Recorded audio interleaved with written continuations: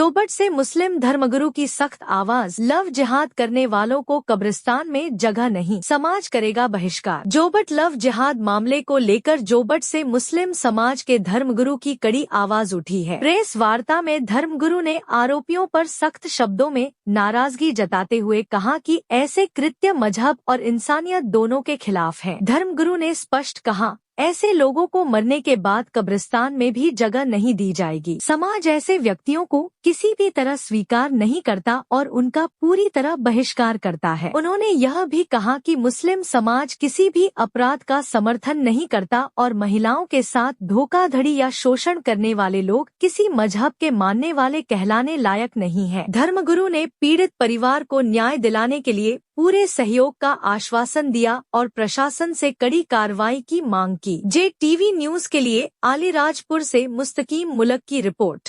कि अभी जो घटना हमारे जोबट में घटी, तो पूरे मुस्लिम समाज की ओर से मैं इसकी कड़ी निंदा करता हूं और किसी भी तरीके से हम इसको अप्रिशिएट नहीं करते हैं और हम इसकी कड़ी निंदा करते हैं। और हमारे धर्म के पॉइंट ऑफ व्यू से अगर मैं बात करूं तो हमारे धर्म के हिसाब से ये एक बहुत ही घोर अपराध है, जिसकी सजा ये है कि अगर कोई व्यक्ति ऐसी हरकत अगर करता है तो उसको 100 कोड़े लगाए जाते हैं इस्लामिक धर्म के अनुसार। और अगर शादीशुदा व्यक्ति अगर ऐसी कोई हरकत करता है तो उसको पत्थरों से उस वक्त तक समाज मारेगा। ये कानून है कि पत्थरों से समाज उस वक्त तक मारेगा जब तक कि वो मर न जाए। ऐसी कड़ी सजा इस्लाम ने इसके लिए रखी है।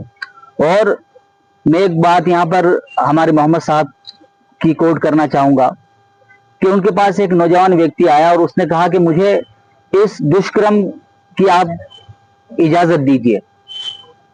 तो उनके साथी जो मोहम्मद साहब के साथ थे सल्लल्लाहु अलैहि वसल्लम आसपास, तो वो एकदम नाराज हुए कि ये व्यक्ति कैसी चीज के लिए इजाजत मांग रहा है। तो उन्होंने अपने साथियों को खामोश किया और उस नौजवान को पास में बुलाया और उससे कहा कि बेटा ये बताओ कि क्या तुम इस बात को पसंद करते हो कि तुम्हारी माँ के साथ कोई ऐसा करे। तो उसने कहा कि नहीं, मैं किसी भी तरीके से इस बात को पसंद नहीं करता हूँ। फिर कहा कि अच्छा ये बताओ तुम इस बात को पसंद करते हो कि कोई तुम्हारी बेटी के साथ ऐसा करे। कहा कि नहीं पसंद करता। तो आपने कहा कि देखो, लोग भी ये पसंद नहीं करते कि उनकी माँ के साथ ऐसा किया जाए या उनकी बेटी के साथ ऐसा किया जाए। फिर आपने पूछा कि अच्छा ये बताओ तुम्हारी बहन के साथ कोई ऐसा करे तुम पसंद करते हो। उसने कहा कि नहीं, मैं बिल्कुल पसंद नहीं करता हूँ। तो आपने कहा कि लोग भी ये पसंद नहीं करते। तो उस नौजवान को इस तरीके से ये बात समझाई कि अगर तुम किसी के भी साथ ये काम अगर ऐसे ही कोई हरकत करते हो तो वो किसी ना किसी की माँ होगी, किसी की बहन होगी, किसी की बेटी होगी। तो उस नौजवान के इस तरीके से ये बात समझ में आ गई। उनके समझाने का अंदाज इतना अच्छा था कि फिर जिंदगी में कभी उसने ऐसा कोई दुष्कर्म करने के बारे में सोचा भी नहीं और कभी उसने कोई गलत निगाह उठाकर कभी किसी की तरफ नहीं देखा। तो हमारा धर्म इस बात को कहता है और इस चीज की कड़ी निंदा करता है। और जो घटना अभी हुई तो हम उसके बारे में ये कहेंगे कि उनको ऐसे अपराधियों को कड़ी से कड़ी सजा देनी चाहिए। और आज हमारे पूरे समाज ने आज जुमे के दिन ये निर्णय लिया कि ऐसे जितने भी असामाजिक तत्व हैं जो नशे के अंदर लत में लगे हुए हैं या नशे को बढ़ावा दे रहे हैं और जुए सट्टे को आम कर रहे हैं और नौजवानों नई नस्ल के अंदर इन चीजों को बढ़ावा दे रहे हैं, तो उनके खिलाफ समाज सख्त कदम उठाएगा। पहले तो उनको हम प्यार से समझाने की कोशिश करेंगे। अगर वो समझते हैं तो बहुत बेहतर है, और अगर नहीं समझते हैं तो फिर समाज बहुत कड़े कदम उनके खिलाफ उठाएगा। उनके लिए कब्रिस्तान भी ऐसे लोगों को नहीं दिया जाएगा। अगर उनकी मृत्यु होती है तो कब्रिस्तान में उनको दफनाने की इजाजत नहीं होगी। इसी तरीके से और भी जो सामाजिक सहायता है, ऐसी किसी भी सहायता को उनको नहीं दिया जाएगा। उन तमाम सहायता से और उन चीजों से उनको वंचित कर दिया जाएगा।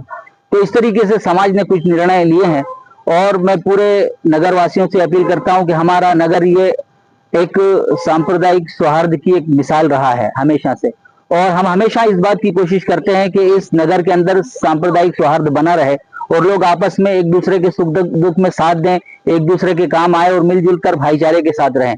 तो मैं पूरे नगर वासियों से ये अपील करता हूं कि वो आपस में भाईचारे को बनाए रखें और सांप्रदायिक सौहार्द को बनाए रखें। JTV न्यूज से जुड़े रहने के लिए हमारी खबरों को लाइक और शेयर करें, हमारे चैनल को सब्सक्राइब करें और अपडेट रहे हर छोटी बड़ी खबरों से।